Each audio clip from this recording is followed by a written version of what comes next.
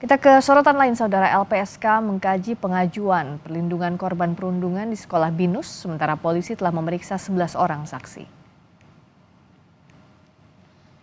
Lembaga Perlindungan Saksi dan Korban atau LPSK menerima dan melanjutkan permohonan orang tua korban kasus perundungan di sekolah BINUS Serpong, Tangerang Selatan. Beberapa hal yang didalami oleh LPSK diantaranya keterangan korban, kondisi psikologi, hingga tingkat potensi ancaman terhadap korban. Dalam permohonan itu, pihak orang tua didampingi oleh P2 TP2 Tangerang. Mereka mengajukan permohonan perlindungan berupa perlindungan fisik dan restitusi. Atas permohonan tersebut, LPSK akan melakukan penelaahan untuk mendalami sifat penting keterangan, tingkat ancaman, situasi medis psikologis dari pemohon, serta rekam jejak pemohon. Polisi menyebut sudah memeriksa 11 orang saksi selama 2 hari yang diduga terlibat dalam kasus perundungan di sekolah BINUS Serpong. Polisi mendalami peran dan motif terduga pelaku perundungan. Kalau dari kemarin 8 saksi, kemudian ditambah dengan hari ini 3, ada 11 saksi. Saat ini masih prosesnya masih berlangsung, masih juga dilakukan pemeriksaan yang mendalam oleh penyidik. Terkait untuk update selanjutnya akan diinformasikan kembali. Berdasarkan data Federasi Serikat Guru Indonesia atau FSGI, sepanjang 2023 terjadi 30 kasus perundungan di satuan pendidikan. Jumlah ini meningkat 9 kasus dari tahun sebelumnya. Dari 30 kasus perundungan di tahun 2023, setengah kasus perundungan terjadi di jenjang SMP. 30% terjadi di jenjang sekolah dasar, 10% terjadi di SMA, dan 10% terjadi di SMK. Jenjang SMP yang kasus perundungannya terbanyak dilaporkan pada 2023 dilakukan oleh siswa, termasuk oleh guru. Pakar psikologi forensik Reza Indragiri menyebut kasus kekerasan antar siswa belum bisa langsung disebut perundungan. Hal ini mengingat dalam kasus di sekolah BINUS, korban diketahui ingin bergabung ke kelompok tertentu. Namun, Reza menyebut perundungan atau perkumpulan anak nakal tetap masuk kategori kekerasan. Sementara dalam kasus ragging, ada anak yang secara sengaja, secara sadar memutuskan misalnya untuk masuk ke dalam kelompok pertemanan yang ugal-ugalan. Anak ini tahu persis bahwa kalau dia akan masuk ke dalam kelompok pertemanan yang ugal-ugalan itu, dia akan melalui semacam tradisi atau ritual atau seremoni di mana dia akan diberikan perlakuan kekerasan. Dengan kata lain, berbeda dengan bullying, pada situasi ragging sesungguhnya pembeda antara pelaku dan korban sudah menjadi abu-abu. Meski saat ini sedang diselidiki oleh kepolisian dan belum ada status tersangka, hak anak yang berhadapan dengan hukum tetap harus menjadi prioritas. Tim Liputan, Kompas TV. Kasus perundungan anak di sekolah BINUS Serpong, Tangerang Selatan menambah daftar panjang kasus kekerasan di dunia pendidikan. Bagaimana tetap menjaga hak-hak anak yang berhadapan hukum, baik berstatus korban maupun pelaku? Kami bahas bersama PLT Asisten Deputi Pelayanan Anak yang memerlukan perlindungan khusus Kementerian Pemberdayaan Perempuan dan Perlindungan Anak, Ibu Atwirlani Ritonga. Bergabung juga Pak Irwan Amrun, selaku psikolog parenting Akademi Ketangguhan Keluarga dan Bangsa atau Akrab. Selamat malam Pak Irwan, juga Bu Lani. Selamat malam Mbak Priska. Selamat malam, saya ke Bu Lani dulu. Sejauh ini ada 11 saksi diperiksa dan korban juga meminta perlindungan LPSK. Kalau penanganan dari Kementerian PPPA sejauh ini seperti apa? Apakah memang hak korban dan hak anak yang berhadapan dengan hukum sejauh ini sudah terpenuhi atau seperti apa, Bu? Ya, kami dari Kementerian Pemberdayaan Perempuan dan Perlindungan Anak sebenarnya sudah di Tangerang Selatan, kita punya UPTD PPA Tangerang Selatan ya, yang bekerja sudah mendampingi anak korban. Dan anak korban ini tentu membutuhkan beberapa hal, termasuk pendampingan psikologis, kemudian termasuk juga pemenuhan hak pendidikannya serta pendampingan ketika proses pemeriksaan. Jadi sama juga dengan halnya dengan anak yang berkonflik dengan hukum, di mana kami Kementerian Pemberdayaan Perempuan dan Perlindungan Anak tentu concern juga untuk memenuhi hak dari anak yang berkonflik dengan hukum, dalam hal ini anak terduga pelaku ya, karena di sini masih dalam status saksi gitu ya di kepolisian. Sehingga kami juga memastikan apakah anak-anak yang berkonflik dengan hukum ini mendapatkan pendampingan saat pemeriksaan di kepolisian, kemudian juga mendapatkan pemenuhan hak-hak lainnya termasuk termasuk hak pendidikan bagi anak berkonflik dengan hukum. Karena seperti kita tahu di dalam Undang-Undang Sistem Peradilan Pidana Anak, anak berhadapan dengan hukum itu ada 3 kategori, anak yang menjadi korban, kemudian anak menjadi saksi, dan juga anak yang berkonflik dengan hukum. Ya. Jadi statusnya saat ini 11 orang tersebut masih saksi dan tentunya juga menjadi tanggung jawab kita untuk memenuhi hak mereka, gitu. Nah, dari saksi itu ada 3 anak berkonflik dengan hukum yang dikeluarkan dari sekolah. Kalau Kementerian PPPA melihat ini adalah langkah yang tepat atau tidak? Iya, pertama kami sangat menyayangkan sekali apabila memang sekolah terbukti benar mengeluarkan anak tersebut dari, sekolahnya, dari satuan pendidikan tersebut, karena bagaimanapun ini tanggung jawab dari lembaga pendidikan untuk memenuhi hak pendidikannya, gitu. Jadi, ketika ini harus dibedakan begitu ya, ketika proses penegakan hukum berjalan, ini tetap berjalan gitu, dan kemudian hak pendidikan anak juga menjadi tersendiri, terpisah dengan proses penegakan hukum. Sehingga, hak pendidikan bagi anak yang berkonflik dengan hukum atau anak terduga pelaku yang saat ini menjadi saksi, ini tetap harus terpenuhi. Sehingga ketika, sekolah memutuskan untuk mengeluarkan anak tersebut, sementara situasinya, saat ini mungkin anak-anak tersebut masih, duduk di bangku kelas 3 SMA yang sebentar lagi akan menempuh ujian, ini sangat kami sayangkan sekali, sehingga memang harus diklarifikasi benar atau tidaknya, Oke. dan sudah keluar surat keputusan dari sekolah tersebut atau tidak, apakah anak didik ini betul-betul memang sudah keluar dari BINUS gitu. Dan kalau pendampingannya sejauh ini kan artinya untuk anak yang berkonflik dengan hukum ini harus dijamin hak pendidikannya. Termasuk juga untuk korban juga kan harus diberikan perlindungan. Bagaimana menempatkan ini perlindungan untuk kedua belah pihak? Ya, makanya kita memang dalam pemenuhan atau penanganan sebuah kasus harus melihat secara komprehensif dan holistik ya, sehingga dibutuhkan kolaborasi dan sinergi dari semua pihak. Maka ketika korban ini akan didampingi oleh UPTD PPA Tangerang Selatan, dan kemudian ketika ini anak yang mungkin saat ini masih terduga pelaku atau anak saksi, ini Kementerian Pemberdayaan Perempuan dan Perlindungan Anak yang akan mendampingi setiap prosesnya gitu ya, dan memastikan apakah hak-haknya memang terpenuhi. Seperti kita tahu nanti di dalam proses pemeriksaan ketika 2 hari kemarin memang kami memastikan juga apakah di situ sudah ada PK Bapas yang mendampingi dan membuat litmas atau penelitian masyarakat ketika proses pemeriksaan itu berjalan begitu. Ya. Dan kemudian apakah nanti ada pekerja sosial juga yang membuat laporan sosial terhadap situasi sosial dan keluarga anak terduga pelaku ini secara utuh, dan kemudian hak pendidikannya yang terakhir yang memang harus kita pastikan agar anak-anak ini tetap mendapatkan pendidikan. Bicara soal kasus perundungan ini, saya mau ke Pak Irwan. Ini ibarat fenomena gunung es. Kasus yang terjadi ini bahkan lebih banyak daripada yang dilaporkan. Kita sering sekali mendengar kabar buruk ini yang menimpa anak. Apa sebenarnya yang jadi duduk persoalan utama? Angka perundungan tetap naik, padahal setiap ada kasus perundungan selalu ada solusinya bagaimana mencegahnya. Tapi kenapa ini terus terjadi, Pak? Ya, terima kasih Mbak Friska.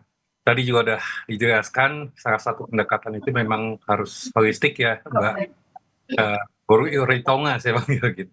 Jadi sebetulnya yang kita harus samakan paradigmanya ya menurut saya. Jadi pelaku dan korban itu sebetulnya korban. Jadi kita tegaskan pelaku dan korban itu adalah korban. Kenapa? Kenapa ada suatu pelaku? Kenapa dia berlaku demikian? Kan itu pertanyaannya why here, gitu kan? Nah, nanti itu akan kembali kepada pendidikan. Pendidikan di mana? Ya pendidikan di rumahnya, karena dari rumahlah itu membangun karakter, membangun adab. Pendidikan ada di masyarakat dan pendidikan di sekolahnya gitu ya. Tentunya juga ada campur tangan dari media ya. Di sini kan ada satu bukan kita bangga ya kenaikan ini, justru kita prihatin. Iya. Jadi seperti yang kata Mbak Friska tadi, ini fenomena gunung es benar gitu ya. Mungkin banyak juga yang tidak melaporkan gitu kan. Nah, sekarang mari kita tinjau sebetulnya pendidikan ini banyak sekali kurikulum itu diarahkan untuk mencerdaskan anak gitu. Tapi lupa kepada hal-hal yang katakanlah masalah adab, masalah perilaku, masalah etika gitu loh. Ya. Jadi permasalahannya di situ. Kita ini sebetulnya darurat parenting, Mbak. Nah, Kita sebetulnya darurat parenting. kita bicara soal parenting, Pak Irwan, saya selaku orang tua juga jadi bertanya-tanya, termasuk khawatir dengan mereka kasus bullying ini. Sebenarnya untuk pola pengasuhan seperti apa yang harus dilakukan orang tua di rumah, juga guru di sekolah, karena kan bisa jadi orang tua sudah memberikan pendidikan adab di rumah, tapi ini terjadi di sekolah tidak terdeteksi. Bagaimana Pak Irwan? Ya, kalau boleh juga, kita bertanya aja Mbak Friska ke diri kita masing-masing. Berapa banyak atau berapa kali dalam sekian bulan Mbak Friska itu datang ke sekolah? Mungkin kan waktu mengambil raport saja ya datangnya ya. Padahal pendidikan itu harus melibatkan orang tua juga.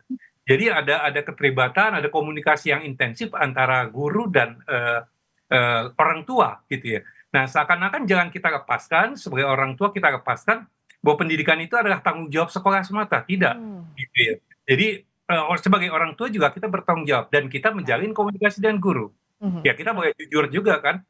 Pertanyaan saya tadi, berapa kali sih kita pernah atau berkenalan dengan guru gitu.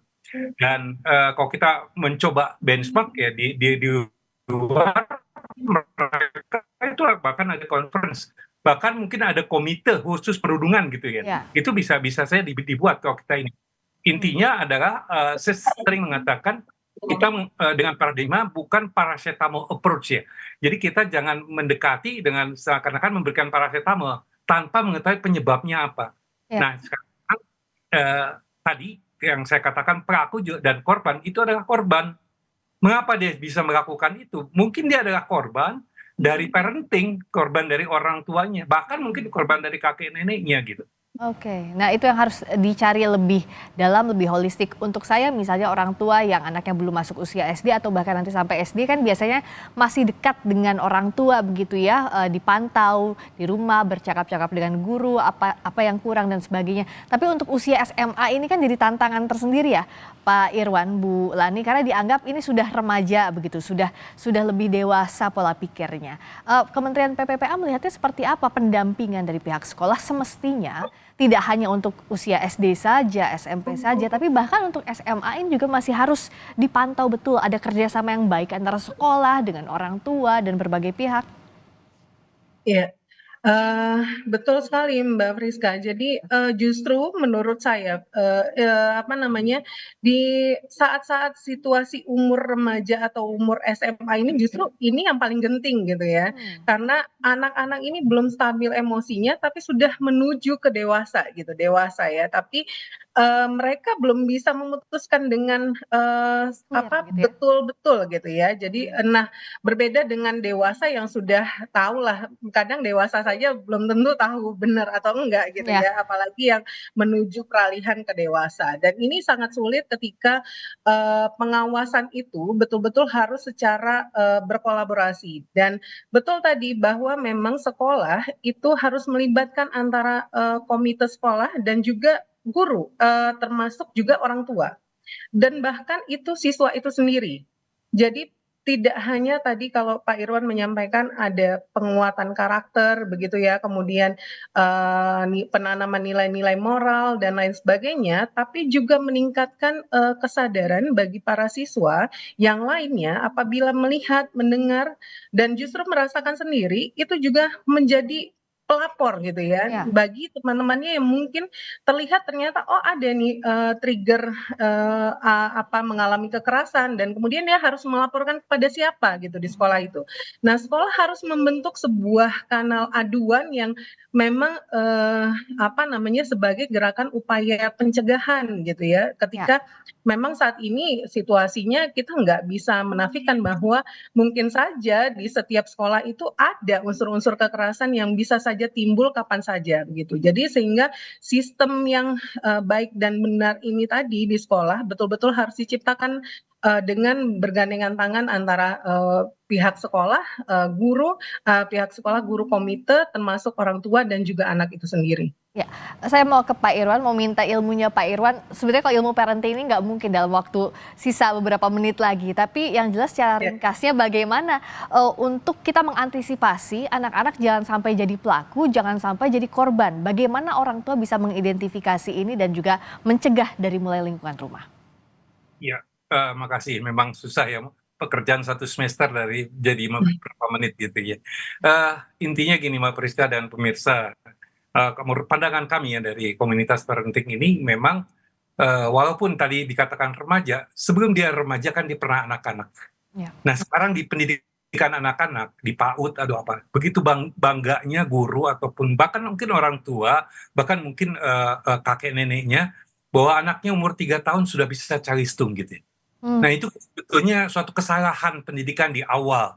Jadi basic anak-anak pada saat dianya balita, batita itu justru penting. Perkembangan kalau kita lihat perkembangan otak itu kan 0 sampai 12 tahun itu masih begitu plastisnya otak itu. Pada saat itu memang betul-betul harus ditanamkan hal-hal adab, hal yang apa. Dan berikutnya ya saya juga pernah berdinas di Dewan Ketahanan Nasional. Ketahanan nasional itu kan dimulai dari ketahanan individu, keluarga, masyarakat sampai dengan nasional. Kita juga perlu waspadai gitu ya. Bukan tidak mungkin ada campur tangan asing gitu ya. Kan kita banyak media sekarang, tapi literasi media tidak dilakukan.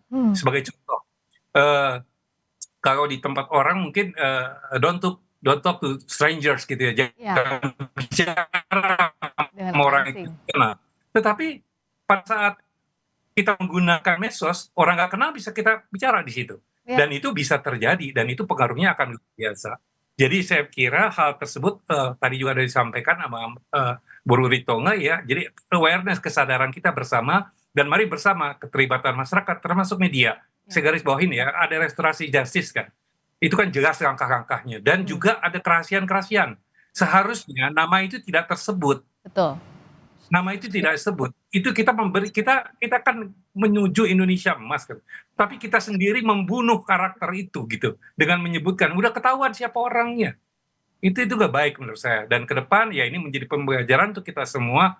Please deh, tolong ya jangan sampai kita membukakan hal-hal seperti itu. Jadi ada penyelesaian yang kita lakukan dan ada ada etik jurnalistik juga kan Mbak Priska ya yang terima kasih, saya kira itu. Betul, itu yang selalu kami jaga. Semoga ini bisa terus jadi contoh untuk kita semua, termasuk juga karena ini pembelajaran untuk semua. Jangan sampai ada kasus perundungan dan bagaimana menyikapi perundungan yang melibatkan anak ini harus sangat hati-hati.